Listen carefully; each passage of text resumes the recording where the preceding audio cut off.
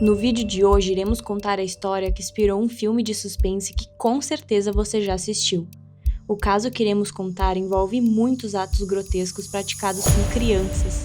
Então, se você tem o estômago fraco, te aconselho a não assistir até o final. Caso contrário, fique, pois o final dessa história irá te chocar completamente. Mas antes de começarmos, não se esqueça de curtir, se inscrever e ativar as notificações. Assim você ajuda o nosso canal a crescer e receber mais visualizações. Agora vamos ao que realmente interessa.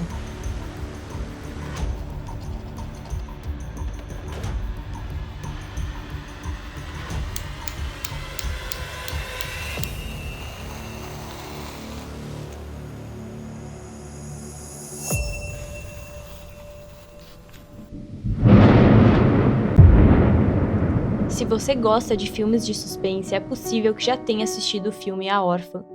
Lançado em 2009, o longa conta a história de um casal que, após perder um filho durante o parto, resolve adotar uma criança.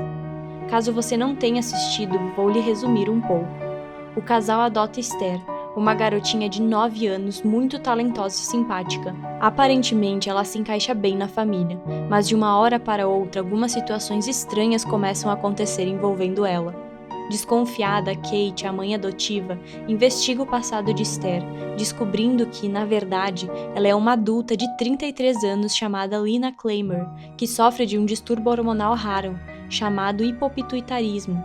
Esse distúrbio faz com que ela não se desenvolva fisicamente, mantendo a aparência de uma criança. O desfecho do filme é surpreendente, mas ao mesmo tempo parece surreal. Porém, a história que você vai conhecer agora envolve uma trama real, muito mais macabra que o filme em si. Ocorreu na cidade de Kurin, na República Tcheca, em 2007. O caso também é conhecido como Caso Mauerova e é considerado a pior situação de abuso infantil da história do país. Assim como a personagem Esther, Bárbara Skarlova, de 33 anos, possuía uma doença glandular que a deixava com uma aparência de adolescente. Mas antes de falarmos da protagonista dessa história, vamos voltar no tempo, diretamente para 1975. Clara Mauerova nasceu em Kurin, no ano de 1975. Ela sempre foi uma criança desajustada e desde jovem teve vários distúrbios. Clara acreditava que ela estava destinada a servir em uma missão que foi designada por Deus. Sua irmã Caterina não era diferente, era tão perturbada quanto Clara. As duas viviam fantasiando sobre os grandes feitos que iriam realizar quando chegasse o momento correto. Mas detalhe, ninguém sabia quando era esse momento, somente elas. No colégio, os orientadores chegaram a alertar os pais das garotas sobre a possibilidade das duas sofrerem distúrbios esquizofrênicos. Porém, sempre que isso acontecia, sua mãe as tirava da escola e mudava de cidade, ou seja, ignorava todos os avisos. Existem boatos que aos 13 anos, Clara tentou asfixiar a sua irmã, com o intuito de ressuscitar usando os poderes divinos.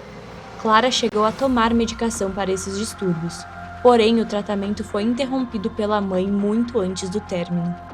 Clara cresceu e foi cursar engenharia em uma universidade da cidade, e seus colegas deram depoimentos alegando que ela era uma pessoa muito quieta, sempre na dela e que não gostava de interagir com ninguém. Depois de um tempo, Clara acabou discutindo com a sua mãe e decidiu sair de casa. Alugou um apartamento e se afastou completamente de sua família. Após um tempo fora de casa, ela conheceu um homem, o qual veio se tornar seu marido. Durante um tempo, abandonou todo esse fanatismo religioso que tinha e conseguiu viver uma vida normal ao lado de seu marido, com o qual teve 2 filhos. Porém, essa vida de família feliz não durou muito tempo. Infelizmente, Clara era uma pessoa muito doentia, onde sua vida haviam altos e baixos, e com o passar do tempo começou a inventar que seu marido tinha uma vida dupla e que ele era extremamente agressivo com ela e com seus 2 filhos. Então não demorou muito para que o serviço social fosse chamado para intervir, e foi nesse momento em que eles se separaram e que Clara ficou com a guarda das crianças. Apesar de todos esses relatos sobre Clara, até esse momento ela tinha sido uma boa mãe para seus filhos, sempre cuidando com muito amor e carinho, e por conta disso conseguiu a guarda das crianças.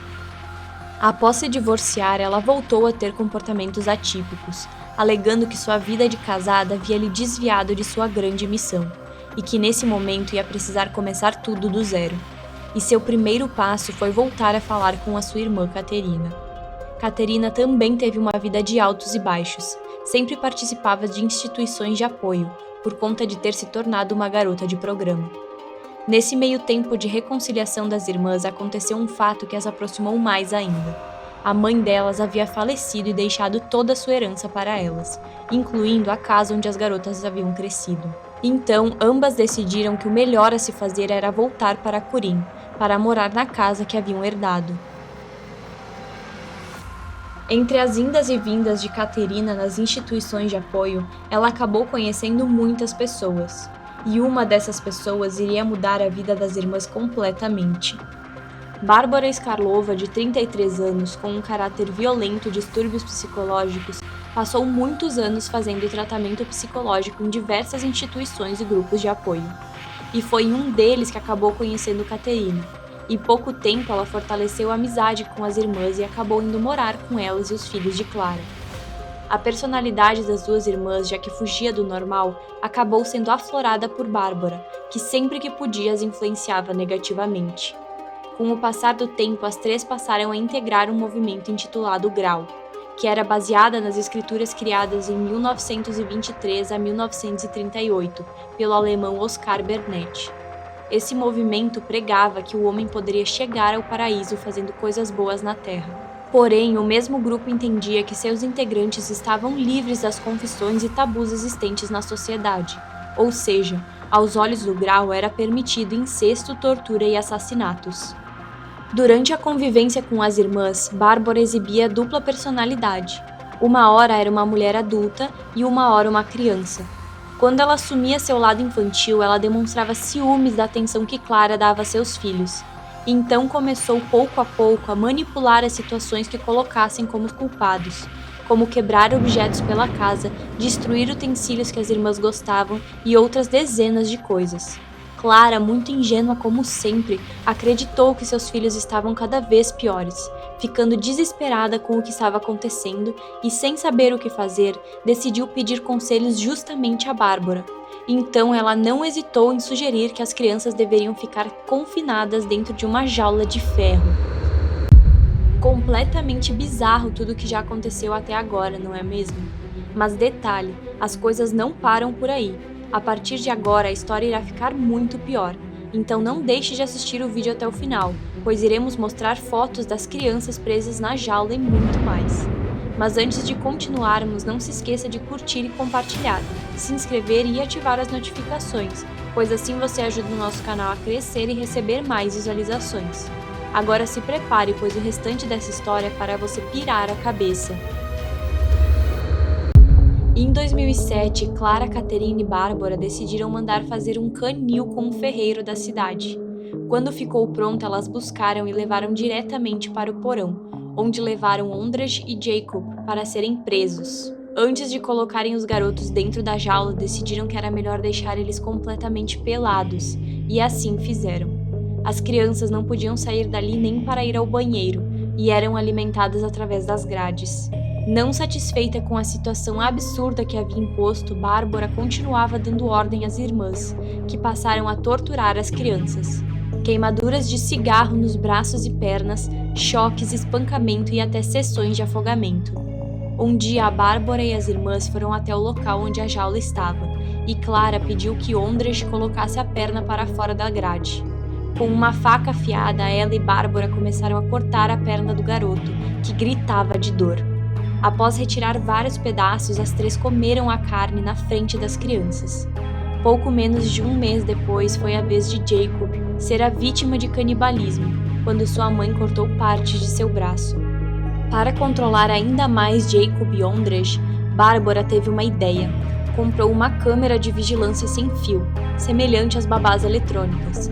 Assim, elas podiam acompanhar o que as crianças faziam e também acompanhar enquanto uma delas torturava os meninos. Porém, algo totalmente inesperado aconteceu. Uma família se mudou para a casa ao lado e também instalou uma babá eletrônica para cuidar do seu bebê. Porém, tiveram uma imensa surpresa ao olhar as imagens. Ao assistirem às imagens, não viram seu filho, mas sim as imagens de duas crianças presas em uma jaula. Alguns dias se passaram até que o homem finalmente entendesse que o sinal que estava interceptando em sua TV era da casa ao lado. Quando ele se deu conta, fez uma denúncia à polícia, que no dia 10 de maio de 2007 invadiu a residência, prendendo as irmãs Caterina e Clara. Assim que os policiais encontraram o local que Jacob e Ondrej estavam presos, se assustaram com o forte cheiro de urina e fezes no local. Uma das crianças estava desmaiada e a outra em estado de choque, além de extremamente machucadas devido ao longo período de torturas e abuso.